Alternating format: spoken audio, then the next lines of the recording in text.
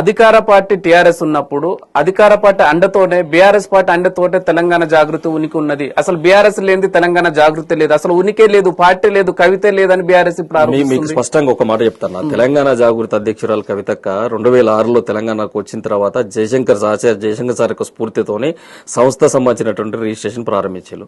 మేము డైరెక్ట్ కేసీఆర్ బిడ్డగా వచ్చేసి పార్టీలకు రాలేదే, కేటీఆర్ గారు లెక్క 2008వ సంవత్సరంలో డైరెక్ట్ వచ్చి సభ్యత్వం తీసుకుని ఎమ్మెల్యేగా పోటీ చేసినామా? మేము చేయలే కదా. మేము కేసీఆర్ కూతురు అయినప్పటికీ కూడా తన ఉనికిని తను కాపాడుకోవాలి, తన అస్తిత్వాన్ని తను నిరూపించుకోవాలని కవితకు అనుకున్నది కాబట్టి తెలంగాణ జాగృతి ఆ రోజున పురుడు పోసుకున్నది.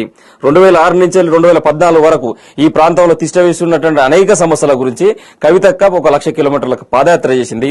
కేసీఆర్ గారికి ఈ ప్రాంతంలో ఎంత ప్రేమ అయితే ఉంటుందో, ఎంత వాత్సల్యం అయితే ఉంటుందో, ఇక్కడ ఉన్న సమస్యల పట్ల ఆయన ఎంత అవపోసన పడతాడో అదే స్థాయిలో కవితక్క అనేక అంశాల పట్ల, చరిత్రకారుల పట్ల, ఇక్కడున్న నవలాకారులు, రచయితలు, వాగ్మేయకారులు, కళాకారులు, ఇక్కడ సంస్కృతుల పట్ల మొత్తం కూడా తన అవపోసన పట్టుకుని ఈ ఎక్కడో మారుమూల ప్రాంతంలో దూరంగా పడవేసి ఉన్నటువంటి గిరిజన గూండు తండాలను కూడా పర్యటించేసి ఈ ప్రాంత సంబంధించిన సమస్యల గురించి తెలుసుకొని తర్వాత ఆ రోజు కేసీఆర్ గారు నిజామాబాద్ లో ఎన్టీ రామారావు గారు ఉన్నప్పుడు క్లీన్ స్వీప్ చేసింది అక్కడ ఉన్నటువంటి 9 నియోజకవర్గాలు ఎమ్మెల్యేలను. అదే విధంగా నువ్వు ఆడ ఉంటే ఖచ్చితంగా అక్కడ మళ్ళీ ఒకసారి మనం క్లీన్ స్వీప్ చేస్తాం బిడ్డ, నీకు అవకాశం ఇస్తాం, నువ్వు పో అని చెప్పేసి సారో ఇచ్చినటువంటి అవకాశాన్ని గౌరవంగా స్వీకరించి ఆ రోజు పోటీ చేసినాం. అప్పటికి మేము రాజకీయాలకు రావాలనేటువంటి విషయంలో అక్కగారు చాలా వైరుధ్యంతోనే ఉన్నారు. అయినప్పటికీ సార్ ఇచ్చినటువంటి ఆ యొక్క అవకాశాన్ని ఆ రోజున మనం స్వీకరించేసి మేము పోటీ చేసినాం, అత్యధిక మెజార్టీతో గెలిచినాం. ఇలా మేము డైరెక్ట్ రాలేదే, బీఆర్ఎస్ పార్టీ సభ్యత్వం తీసుకుని బీఆర్ఎస్ లో కేసీఆర్ కూతురుకు రాలే. ఆ రోజు నుంచి ఈ రోజు వరకు ఎప్పుడు మా పైన కేసీఆర్ షాడో లేదు. కవితక్క కేసీఆర్ షాడో లేకుండానే ఎదిగింది. కానీ తండ్రిగా తన పుట్టినటువంటి కుమార్తె కాబట్టి కేసీఆర్ కూతురు అనేటువంటి అన్నారు. నేను ఇంకో సందర్భం ఉదాహరణ చెప్తా.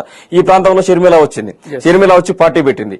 ఈ ప్రాంతం కాకపోయినా షర్మిల వచ్చి పార్టీ పెట్టింది. ఈ ప్రాంతానికి వైఎస్ రాజశేఖర రెడ్డి ఏదో చేసిండు కాబట్టి వాటన్నిటిని తీసుకుని రాజన్న రాజ్యం మళ్ళా స్థాపిద్దామని చెప్పేసి నేను మీ వైఎస్ఆర్ రాజశేఖర రెడ్డి మీ ప్రియతమ నాయకుడు రాజశేఖర రెడ్డి బిడ్డ షర్మిల అని చెప్పేసి ఆయన పేరు ముందు పెట్టుకుని తర్వాత ఆమె పేరు చెప్పుకునేది. ఏ రోజైనా మేము కేసీఆర్ గారి పేరు చెప్పుకున్నామా? ఏ రోజు మాట్లాడలే.